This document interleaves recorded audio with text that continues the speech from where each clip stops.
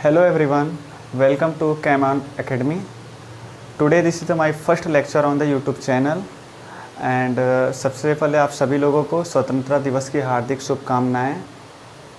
And I give my intro, myself Asu Singh and I am graduated from Deen Dayal Upadhyay Gorakhpur University and in this time I do research in IIT Indore. This is my intro and अब अपना नया topic start किया जाता है. मैंने जो topic choose किया है वो है कोऑर्डिनेशन केमिस्ट्री. और मैंने कोऑर्डिनेशन केमिस्ट्री को इस वजह से भी चूज़ किया है क्योंकि वो इन आपके कंपटीशन में ज़्यादा नंबर वो गेन कराएगा. कोऑर्डिनेशन केमिस्ट्री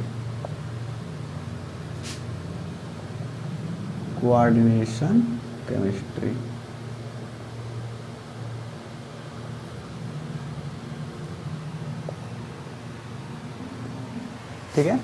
इसमें ये बहुत ही इम्पोर्टेंट यूनिट है जो नेट एग्ज़ाम में अबाउट 20 to 25 नंबर आता है out of 200 and in GATE exam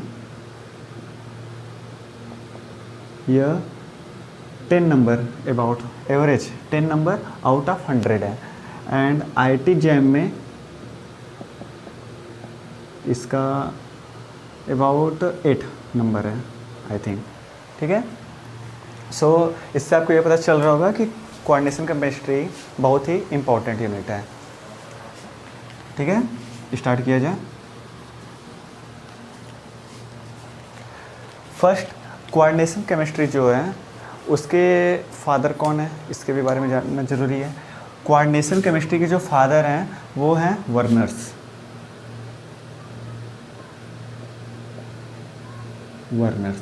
Werner's को father of the coordination chemistry कहा जाता है. ठीक है. एंड सेकंड, इन्होंने जो सबसे पहला जो कंपाउंड को जो सिंथेसाइज किया था लैब में, फर्स्ट कोऑर्डिनेशन कंपाउंड जो था वो था ये कोबाल्ट, दिस CONH3 का होल 4 OH का होल ट्वाइस इसका होल थ्राइस. ठीक है. This Br6. वर्नर्स ने जिस कंपाउंड को फर्स्ट सिंथेसाइज किया था वो यह कंपाउंड था. ठीक है. नाउ द फर्स्ट इसका स्ट्रक्चर बना लिया जाए कि जो फर्स्ट आपका जो कंपाउंड है CONH3 का होल 4 OH का होल ट्वाइस टोटल का होल थ्राइस Br6, इसका स्ट्रक्चर बना लिया जाए. अब वर्नर्स को ही father of the coordination chemistry कहा जाता है. स्ट्रक्चर है इसका फर्स्ट ट्रांसमेटल कॉम्प्लेक्स जो सिंथेसाइज किया गया था उसका स्ट्रक्चर है.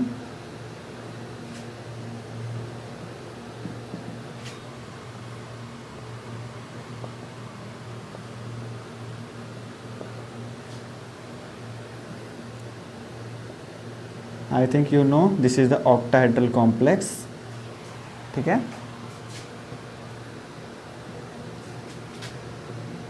Cobalt NH3 NH3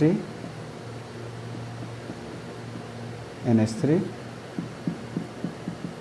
NH3. ठीक है.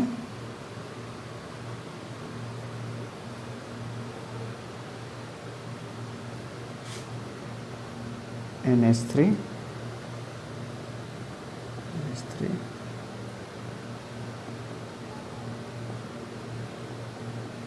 NH3.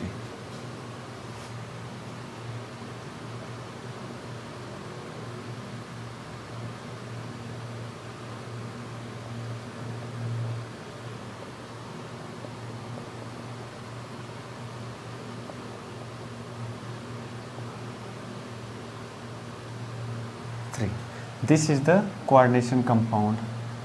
जो फर्स्ट कोऑर्डिनेशन कंपाउंड जो सिंथेसाइज किया गया था वो ये था, बहुत बड़ा होगा, दिस Br6. यही कंपाउंड था जो फर्स्ट कोऑर्डिनेशन कंपाउंड था जो लैब में सिंथेसाइज किया गया था बाय वर्नर्स. ठीक है. इसीलिए वर्नर्स को father of the coordination chemistry कहा जाता है. यहाँ आप देख रहे होंगे, यहाँ पर 2 टाइप्स के लिगेंड हैं। यहाँ पर एक OH है और दूसरा क्या है, NH3 है। ठीक है, तो OH जो है, OH को हम कहेंगे ब्रिजिंग लिगेंड। क्यों कहा जाएगा ये बता रहे हैं, bridging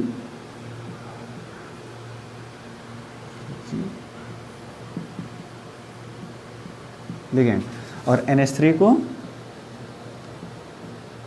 terminal ligand.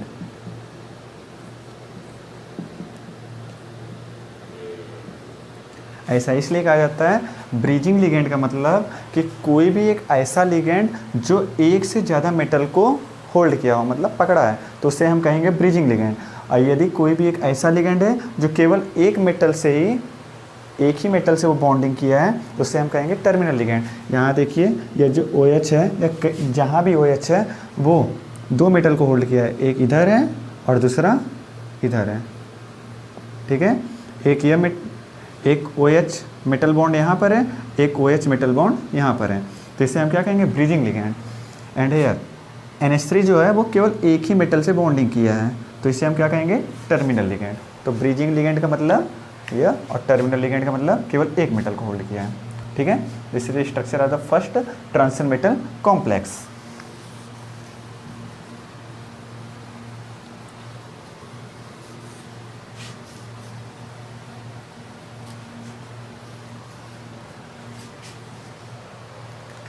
And bridging ligand का यही मतलब होता है, जिससे यदि कोई भी एक लिगेंड ले लीजिए L, वो एक से ज़्यादा मेटल को होल्ड किया हो।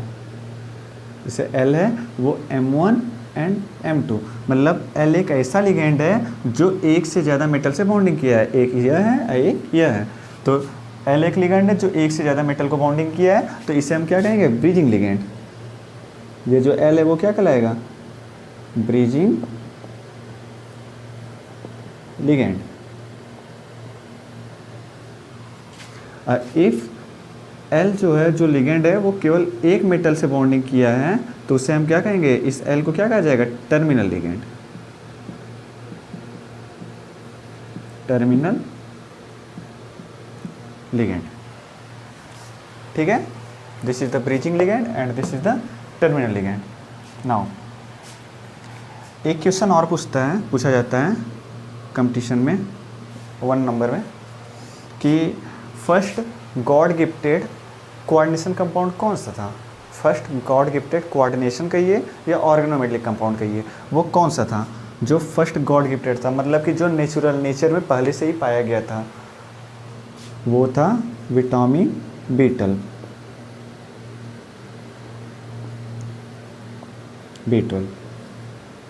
इसके बारे में आपको बायो इनऑर्गेनिक में पढ़ाया जाएगा।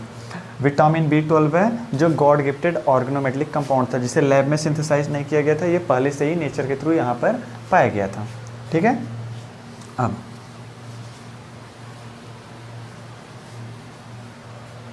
नाउ कोऑर्डिनेशन कंपाउंड, ये तो इसके फादर कौन थे, उनका फर्स्ट ट्रांसमेटल कॉम्प्लेक्स क्या था, ये सब था। अब आ रहे हैं कोऑर्डिनेशन कंपाउंड के बेसिक पॉइंट में।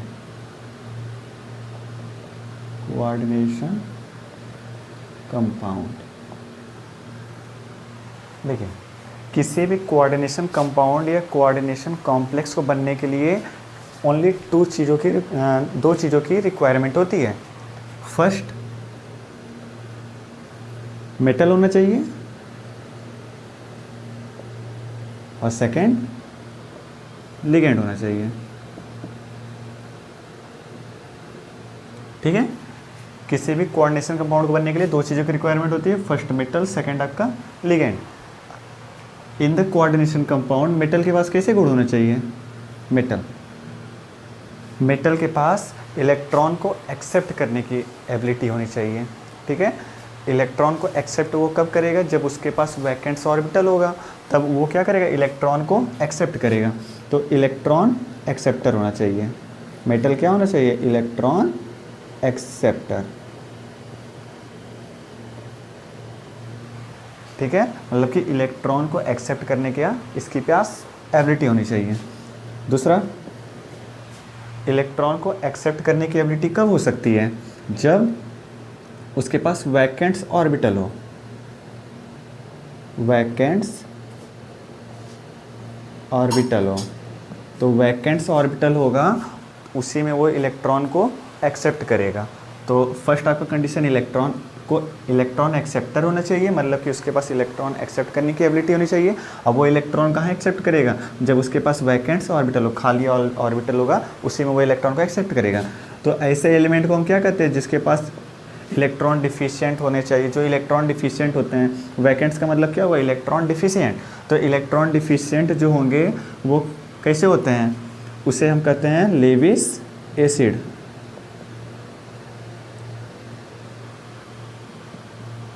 You know in acid base concept, simple acid base concept. यदि कोई भी एक ऐसा एलिमेंट है जो जिसके पास वैकेंट्स ऑर्बिटल है, दैट इज मीन्स कि वो इलेक्ट्रॉन डिफिशिएंट है, मतलब उसके पास इलेक्ट्रॉन की कमी है।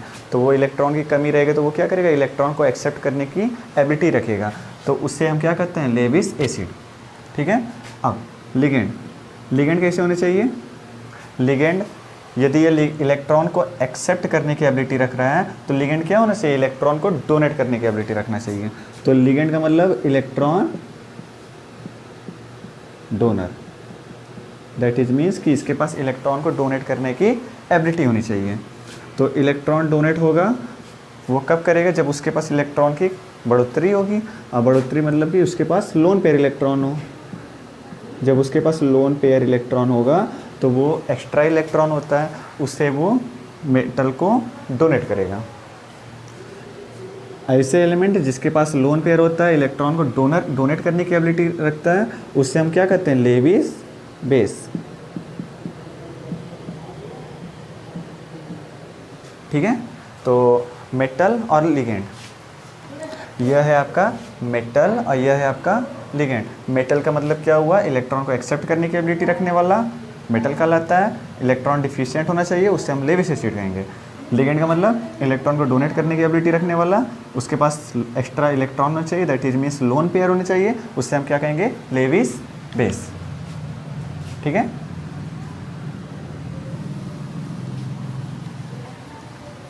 नाउ कोऑर्डिनेशन बॉन्ड का फॉर्मेशन कैसे होता है, how the coordination bond will the form. Coordination bond का फॉर्म तब होगा जब, लेट कंसीडर एक एग्जांपल ले रहे हैं, एक आपका एलिमेंट ए है और दूसरा आइटम क्या है, बी है। तो ए के पास इलेक्ट्रॉन ज़्यादा होने चाहिए, मतलब इलेक्ट्रॉन की बढ़ोतरी होनी चाहिए, that is means loan pair electron. अब बी के पास क्या होना चाहिए, इलेक्ट्रॉन को कमी होनी चाहिए। इसके पास ये क्या है, वैकेंट्स ऑर्बिटल है। ठीक है। वैकेंट्स ऑर्बिटल है जहाँ पर वो इलेक्ट्रॉन को एक्सेप्ट करने की एबिलिटी रखेगा।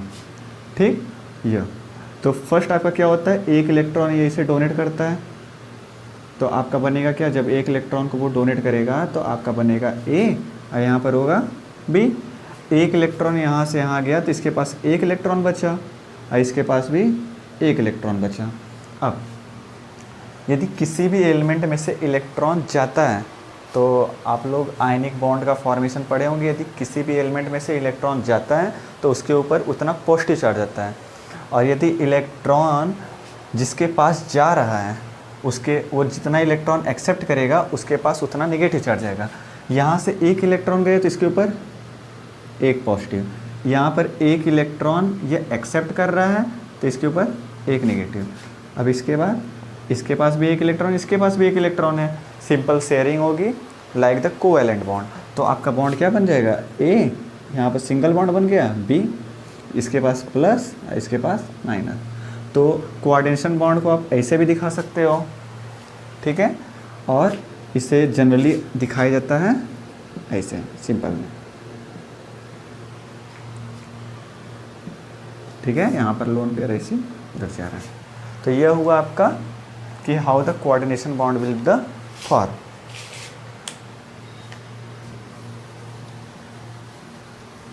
Late take an example, you take NH3, यहाँ पर BF3, नाइट्रोजन इधर एक लोन पेयर होगा और यहाँ पर एक वैकेंट्स ऑर्बिटल होते हैं, है कि नहीं, क्योंकि बोरान का एटॉमिक नंबर कितना है, 5 होता है ना।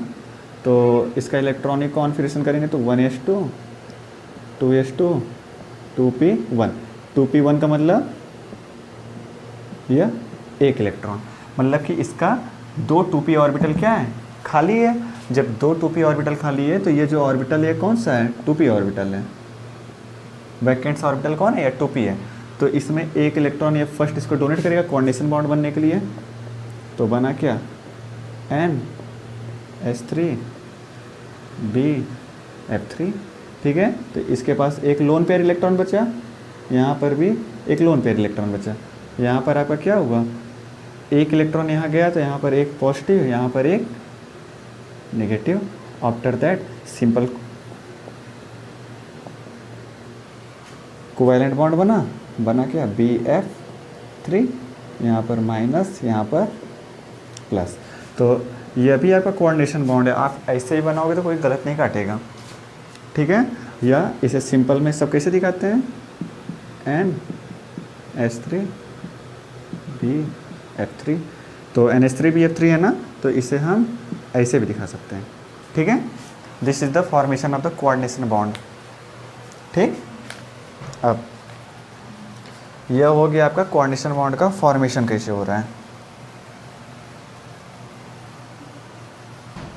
Now what is the coordination number. Coordination number का मतलब क्या होता है, जनरली आपका जो कॉम्प्लेक्स बनता है वो बहुत सारे होते हैं, जैसे ऑक्टाहेड्रल कॉम्प्लेक्स बन सकता है, टेट्राहेड्रल बनता है, स्क्वायर प्लेन बनता है, स्क्वायर पिरामिडल कॉम्प्लेक्स बनता है, मैक्सिमम कई सारे कॉम्प्लेक्स आगे बन सकते हैं। तो यदि कोई भी कॉम्प्लेक्स बन रहा है, let consider I take a octahedral complex. कोई भी एग्जांपल ले लीजिए, CONH3 NH3 NH3 NH3 NH3 NH3, ठीक है, ये +2। तो कोऑर्डिनेशन नंबर का मतलब यही होता है कि किसी भी कोऑर्डिनेशन कॉम्प्लेक्स में how many ligand electron donate, कितने आपके ऐसे लिगेंड हैं जो उस मेटल में इलेक्ट्रॉन को डोनेट कर रहे हैं, उससे हम कहेंगे कोऑर्डिनेशन नंबर। यहाँ पर देखिए एक नाइट्रोजन डोनेट कर रहा है, 2 3 4 5 6। तो इस कॉम्प्लेक्स में सबके पास लोन पेयर इलेक्ट्रॉन है ना, तो ये सभी इलेक्ट्रॉन क्या कर रहे हैं, डोनेट ही तो कर रहे हैं। तो इसमें 6 आपके लिगेंड है, तो 6 लिगेंड है और 6 लिगेंड इलेक्ट्रॉन को डोनेट कर रहे हैं। तो इस कॉम्प्लेक्स का कोऑर्डिनेशन नंबर कितना हुआ, 6, कोऑर्डिनेशन नंबर 6, ठीक है। तो कोऑर्डिनेशन नंबर का मतलब यह होता है। अब types of ligand,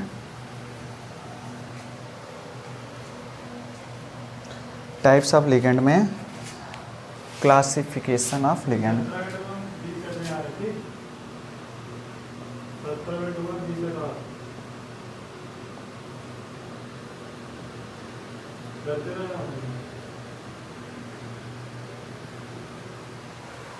types of ligand, तो कितने टाइप्स के लिगेंड होते हैं।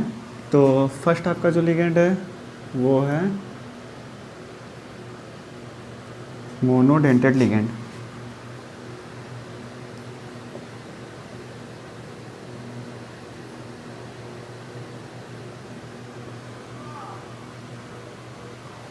ठीक है, तो मोनोडेंटेड लिगेंड का मतलब क्या होता है, मोनोडेंटेड लिगेंड का मतलब कि एक ऐसा लिगेंड जिसके पास केवल एक ही डोनर एटम हो जो मेटल को इलेक्ट्रॉन को डोनेट कर रहा है।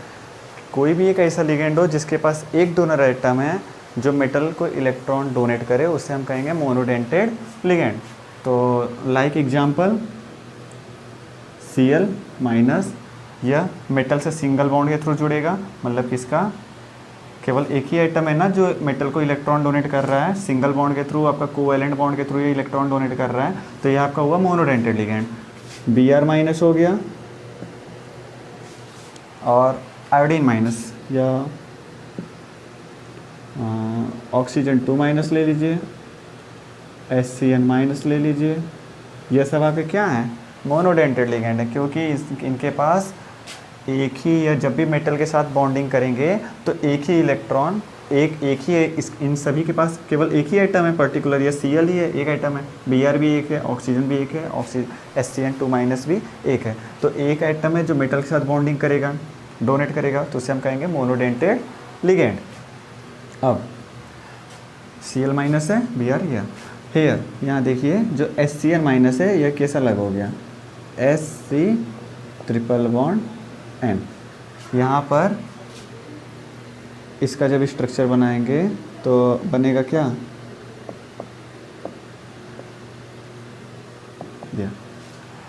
इस आइटम के पास एक से ज़्यादा डोनर आइटम है। एक तो यहाँ से यह आपका सिंगल बॉन्ड के थ्रू यहाँ से मेटल से जुड़ सकता है, एक तो यह सिंगल बॉन्ड के थ्रू मेटल से यहाँ जुड़ सकता है, और सेकेंड यह नाइट्रोजन से लोन पेयर इलेक्ट्रॉन डोनेट करेगा ना, लोन पेयर इलेक्ट्रॉन इसके पास प्रेजेंट है, तो यह यहाँ से भी डोनेट कर सकता है। लेकिन पर्टिकुलर किसी भी कॉम्प्लेक्स में वो कोई एक ही केस हो सकता है, या तो वो सल्फ़र के थ्रू जुड़े या तो वो नाइट्रोजन के थ्रू जुड़े, ठीक है, तो है तो वो मोनोडेंटेड ही। अब by the way you take, यदि आप यह सोचिए कि यदि कोई एक ऐसा कॉम्प्लेक्स है जिसमें मेटल सल्फ़र से जुड़ रहा है, तो उस समय इसको हम कैसे लिखेंगे, HCN का नाम होता है थायोसाइनेट,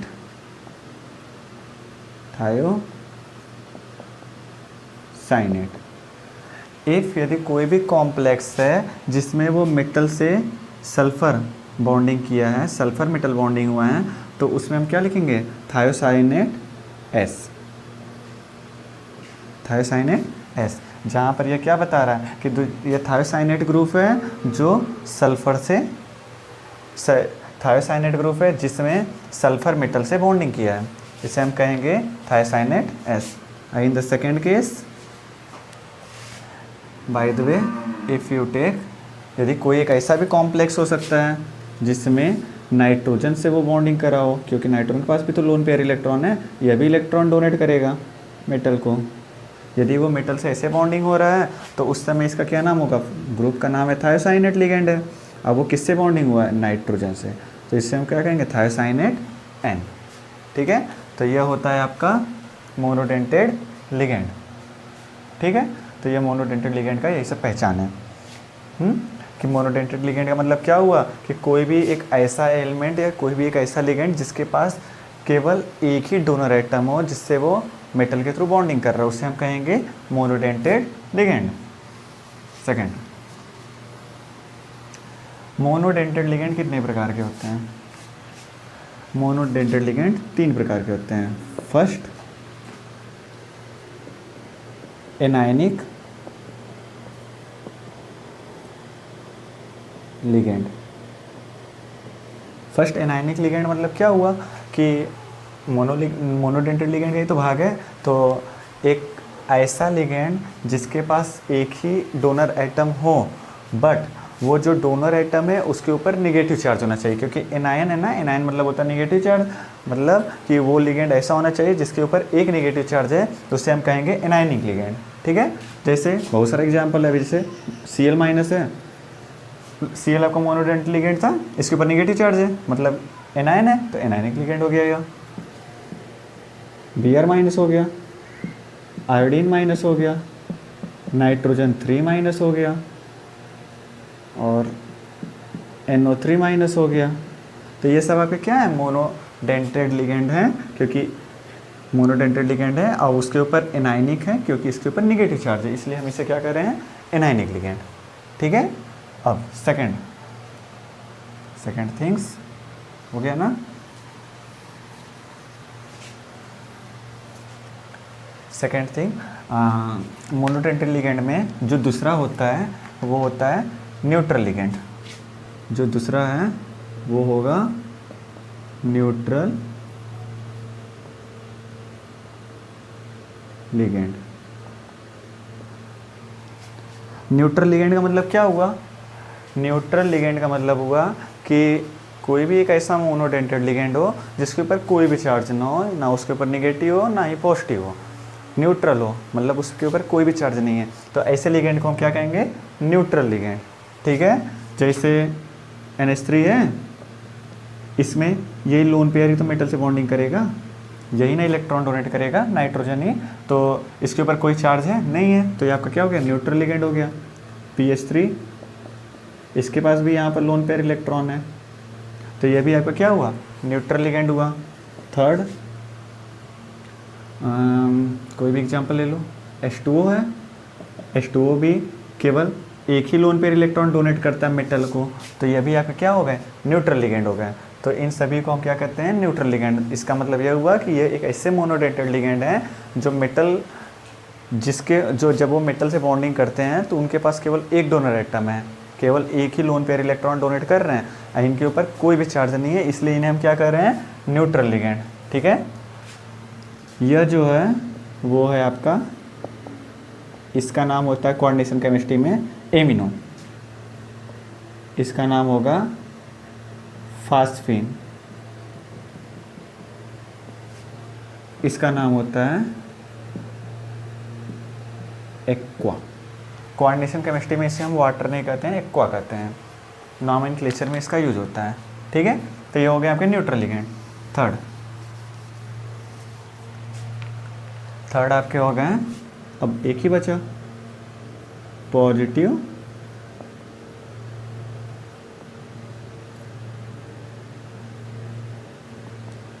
लिगेंड। पॉजिटिव लिगेंड, सीधी बात है कि यह मोनोडेंटेड लिगेंड का तीसरा भाग है। इसमें क्या होंगे, एक ऐसे टाइप के मोनोडेंटेड लिगेंड जिनके पास एक डोनर एटम हो, बट उस लिगेंड के ऊपर कौन सा चार्ज होना चाहिए, पॉजिटिव चार्ज होना चाहिए। तो इस टाइप के लिगेंड को हम क्या कहेंगे, पॉजिटिव लिगेंड। जैसे एग्जांपल है इसका NO+, इसको नाइट्रोसिल कहा जाता है, तो नाइट्रोसिल प्लस, तो NO+ है। ये बहुत अच्छा एग्जांपल है।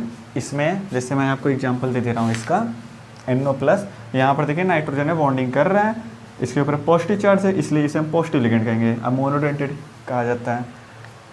इसमें देखिए NO जो होता है ना, वो 3 प्रकार का होता है। एक NO हो गया, दूसरा NO- हो गया, और एक आपका हो गया NO+।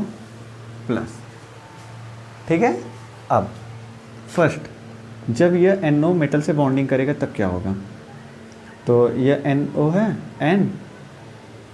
NO का बॉन्डिंग यही है ना, सीधी बात। इसके पास कितना इलेक्ट्रॉन बचा, 3 इलेक्ट्रॉन बचा है, नाइट्रोजन के पास 5 इलेक्ट्रॉन होते हैं इसके वैलेंस सेल में, 2 आपके बॉन्डिंग किए हैं, 3 बचे हैं। अब ये जब बॉन्डिंग करेगा, अब यहाँ पर लोन पेयर हुआ, यहाँ पर एक फ्री रेडिकल। आपको मालूम होना चाहिए कि फ्री रेडिकल आपका मोर रिएक्टिव होता है in comparison to the lone pair. Lone pair के प्रेजेंस में आपका फ्री रेडिकल मोर रिएक्टिव होता है। तो फर्स्ट आपका मेटल से कौन बॉन्डिंग करेगा, फ्री रेडिकल। तो आपका यदि ये मेटल है, इसके पास भी एक इलेक्ट्रॉन होगा, एक इलेक्ट्रॉन इसके पास, एक इलेक्ट्रॉन इसके पास, सीधे कौन सा बॉन्ड बनेगा, कोवैलेंट बॉन्ड। इलेक्ट्रॉन की शेयरिंग होगी, कोवैलेंट बॉन्ड के थ्रू ये बॉन्डिंग हो गया। अब आप ये बताइए इसका शेप क्या होगा। शेप जानने के लिए बताया गया होगा, किसी भी चीज़ का शेप कैसे बताया जाता है, हाइब्रिडाइजेशन से।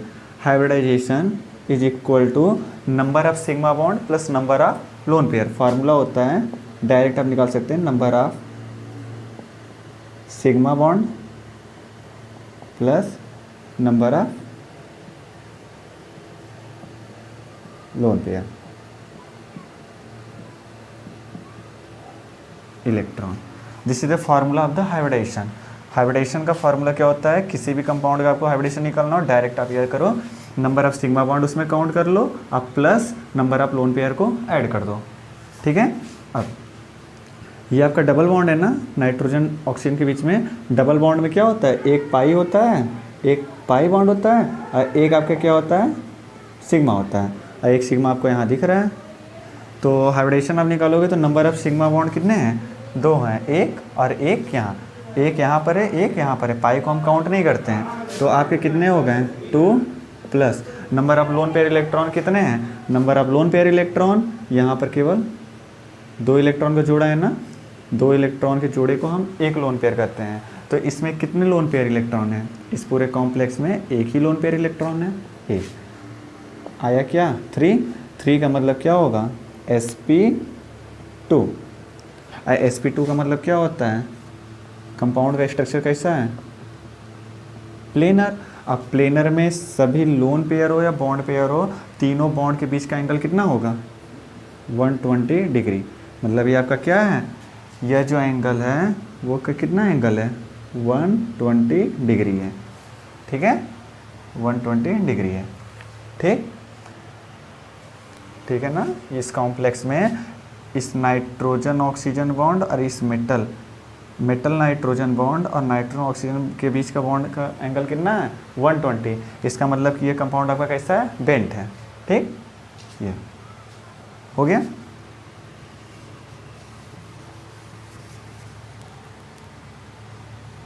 तो इसका एंगल हम लिख ले रहे हैं यहाँ पर कितना है, 120 डिग्री। इस केस में जब यह NO दिया हुआ है, NO माइनस है, लेट कंसीडर कोई भी मेटल ले लो, इनके पास यह ऐसा है। ठीक है, तो फर्स्ट इंपॉर्टेंट थिंग कि NO आपका ये तो अभी न्यूट्रल है, इसके ऊपर क्या करना है, माइनस है। माइनस कब आएगा, जब उसको एक इलेक्ट्रॉन कहीं से मिलेगा। तो इस केस में क्या हो सकता है कि मेटल के पास 2 इलेक्ट्रॉन हो, तो फर्स्ट वो 1 इलेक्ट्रॉन इसे देगा। जब वो 1 इलेक्ट्रॉन से देगा तो आपका कंपाउंड जो बनेगा N डबल बॉन्ड O, यहाँ पर 3 इलेक्ट्रॉन तो पहले से ही था, और यहाँ पर आपका 2 इलेक्ट्रॉन हो गया, 2 इलेक्ट्रॉन हुआ, और यहाँ पर आपका मेटल है। ठीक है, तो NO था, इससे 1 इलेक्ट्रॉन हम दिए हैं, तो इसके ऊपर आपका क्या आ गया, अब माइनस चार्ज आ गया है। अभी तक न्यूट्रल था, 1 इलेक्ट्रॉन ये इसे दिया, तो यहाँ पर आपका क्या आ गया, माइनस चार्ज। अब यहाँ पर क्या होगा, ये कोऑर्डिनेशन बॉन्ड के थ्रू इलेक्ट्रॉन इसे डोनेट करेगा। आपको बताएं इसके ऊपर एक हिसाब से ये सिग्मा बॉन्ड ही है, तो इसका भी जब हाइब्रिडेशन आप निकालोगे तो कितना आएगा, नंबर ऑफ सिग्मा बॉन्ड, एक यह है, एक यह है, क्योंकि यह कोऑर्डिनेशन बॉन्ड आपका क्या होता है, एक हिसाब से सिग्मा बॉन्ड ही होता है। क्योंकि आप इसे ऐसे भी तो लिख सकते हो, बताया था ना, इसे हम ऐसे भी लिख सकते हैं, यह मेटल को 1 इलेक्ट्रॉन दे रहा है, यहाँ पर नेगेटिव चार्ज आ गया, यहाँ पर पॉजिटिव चार्ज आ गया, और यहाँ पर यह। ठीक है, तो this is like example this. ठीक है, number of sigma bond, 1 sigma यहाँ पर है, 1 सिग्मा यहाँ है, और 1 यहाँ पर आपके पास लोन पेयर इलेक्ट्रॉन बचा है। तो इसका भी क्या हुआ, sp2 हाइब्रिडेशन, और एंगल कितना हो गया, 120 डिग्री। ठीक, अब ये आपका NO प्लस केस है, NO प्लस केस में N डबल बॉन्ड O है, और यहाँ पर आपका मेटल ले लो, कोई भी मेटल। यहाँ पर इसके पास 3 इलेक्ट्रॉन तो पहले से ही है, न्यूट्रल है ना, 3 इलेक्ट्रॉन सब में है पहले से। ठीक है, अब इसके पास क्या आ रहा है, प्लस चार्ज आ रहा है। प्लस चार्ज कब आएगा, जब NO में से इलेक्ट्रॉन एक जाए, तब उसके ऊपर क्या आएगा, पॉजिटिव चार्ज आएगा। हम मान ले रहे हैं ये इलेक्ट्रॉन यह इसे दे दिया, जब ये इसे दे देगा तो आपका बचेगा क्या, N डबल बॉन्ड O, और यहाँ पर मेटल के पास 1 इलेक्ट्रॉन आ गया, और यहाँ पर आपका क्या हुआ, 2 इलेक्ट्रॉन बचा। तो इसके ये 1 इलेक्ट्रॉन नाइट्रोजन दे रहा है, तो इसके ऊपर क्या आ गया, पॉजिटिव चार्ज आ गया, और ये 1 इलेक्ट्रॉन ले रहा है, तो इसके ऊपर नेगेटिव चार्ज आ रहा है। अब यहाँ पर 2 इलेक्ट्रॉन बचा है, तो 2 इलेक्ट्रॉन वो अब आगे क्या कर सकता है, कोऑर्डिनेशन बॉन्ड के थ्रू 2 इलेक्ट्रॉन इसे दे दे। अब 2 इलेक्ट्रॉन ये इसे देगा, तो कोऑर्डिनेशन बॉन्ड के थ्रू ये इसे देगा, है डबल बॉन्ड O। ठीक है, और इसके ऊपर क्या है, NO के ऊपर पॉजिटिव चार्ज। ठीक है, अब इसका हाइब्रिडेशन आप जब निकालोगे, हाइब्रिडाइजेशन, तो नंबर ऑफ सिग्मा बॉन्ड कितना है, 1 सिग्मा यह, और यह जो आपका यह जो कोऑर्डिनेशन बॉन्ड है, यहाँ भी कोऑर्डिनेशन बॉन्ड था ना, तो यह कोऑर्डिनेशन बॉन्ड आपका कैसा होता है, सिग्मा बॉन्ड की तरह बिहेव करता है। तो 1 सिग्मा यह, क्योंकि हम बताएं कि कोऑर्डिनेशन बॉन्ड एक हिसाब का कोवैलेंट बॉन्ड ही होता है। तो 2 सिग्मा है, लोन पेयर इलेक्ट्रॉन इसके पास कुछ भी नहीं बचा, क्योंकि 1 इलेक्ट्रॉन पहले ही यहाँ चल गया था, 2 इलेक्ट्रॉन बचा था, वो दोनों इलेक्ट्रॉन कोऑर्डिनेशन बॉन्ड कर लिए। ठीक है, तो नंबर ऑफ सिग्मा बॉन्ड कितने हैं, 2 है, अब प्लस लोन पेयर इलेक्ट्रॉन कितने हैं, 0, तो मतलब 2, और 2 का मतलब क्या हुआ, sp। और sp का मतलब क्या होता है, एंगल कितने होते हैं, वो लीनियर होते हैं, 180 डिग्री एंगल होगा ना, और वो कंपाउंड क्या होता है, लीनियर होता है। ठीक है, तो इसके बीच का एंगल कितना हुआ, 180 डिग्री। ठीक, तो इसका हाइब्रिडेशन क्या है 180 डिग्री है, और यह आपका एंगल जो है इसके बीच का वो कितना है 180 डिग्री। ठीक है, और यह आपका कैसा कंपाउंड है लीनियर। ठीक, अब इसमें आपको पता चला जब आपका NO न्यूट्रल रहेगा तो आपका मेटल से जब ये बॉन्डिंग करेगा तो उसका एंगल का वो कैसा होता है बेंट। बेंट मतलब 180 डिग्री में वो झुका हुआ रहेगा। 180 डिग्री में झुका है ना, तो ये आपका बेंट बनेगा। इस केस में जब NO माइनस रहेगा तब भी वो क्या होगा बेंट रहेगा। यहाँ भी देखिए 180 डिग्री में या मेटल के थ्रू जब बॉन्डिंग करेगा तो 180 डिग्री में बेंट हो गया।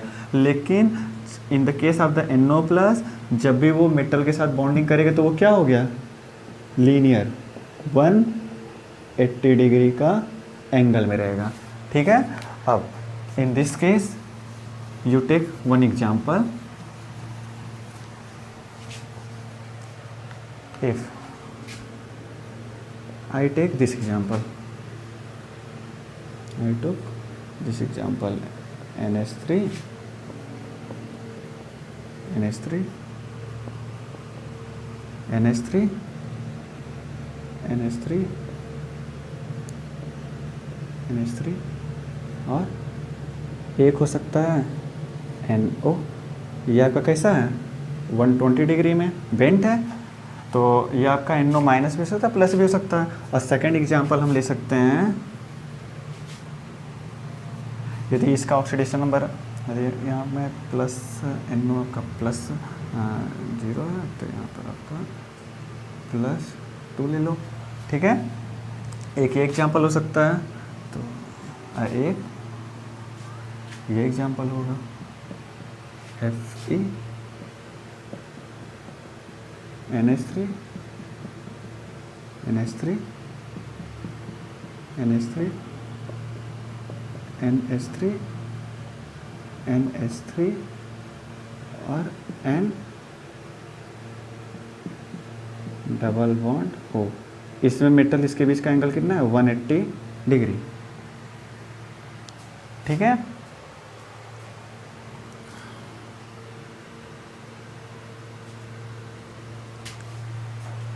ठीक। अब हेयर यू सी जब आपका NO आपका बेंट है तो ये आपका क्या होगा न्यूट्रल होगा। ये NO कैसा है न्यूट्रल है। ठीक, और जब आपका NO मेटल के साथ बॉन्डिंग किया लीनियर है तो इस केस में आपका ये NO कैसा होगा NO प्लस फॉर्म में होगा। अभी मैंने प्रूव किया था पीछे। ठीक, तो अब आप ही बताइए इन दोनों यदि कॉम्प्लेक्स जब भी बनेगा तो कौन मोर स्टेबल होगा NO माइनस या NO plus. Hair you see आपका मोर स्टेबल कॉम्प्लेक्स होगा स्टेबिलिटी।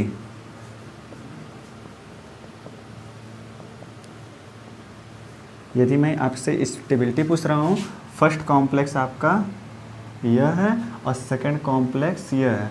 दोनों में अंतर ये बस यही है कि इसमें NO आपका बेंट है, यहाँ पर NO आपका लीनियर है। तो जब बेंट है तो वो न्यूट्रल हो गया और जब लीनियर है तो वो NO प्लस फॉर्म में हो गया। तो इन दोनों में मोर स्टेबल कौन होगा, सीधी बात है आपका मोर स्टेबल कॉम्प्लेक्स होगा 2 in comparison to 1 region. In this case में आपका NO लीनियर है तो आपका यहाँ पर स्टेरिक हिंड्रेंस नहीं होगा, मतलब कि यह जो लिगेंड है ये बगल वाले लिगेंड से रिपल्सन नहीं करेगा। लेकिन यहाँ पर क्या है, यहाँ पर ये NO आपका बेंट है तो ये NH3 से क्या करेगा रिपल्सन ज़्यादा करेगा। और यदि किसी भी चीज़ में रिपल्सन होता है तो उसकी स्टेबिलिटी क्या होती है घटती है। तो यहाँ से हमें यह पता चला कि जनरली आपका NO हमेशा किस फॉर्म में एग्जिस्ट करता है NO प्लस फॉर्म में एग्जिस्ट करता है। रीजन क्या है, क्योंकि जब NO प्लस फॉर्म में रहेगा तो कॉम्प्लेक्स जो बनेगा वो मोर स्टेबल होगा ड्यू टू स्टेरिक हिंड्रेंस, वो बगल वाले मॉलिक्यूल को डिस्टर्ब नहीं करेगा। ठीक है, थैंक यू।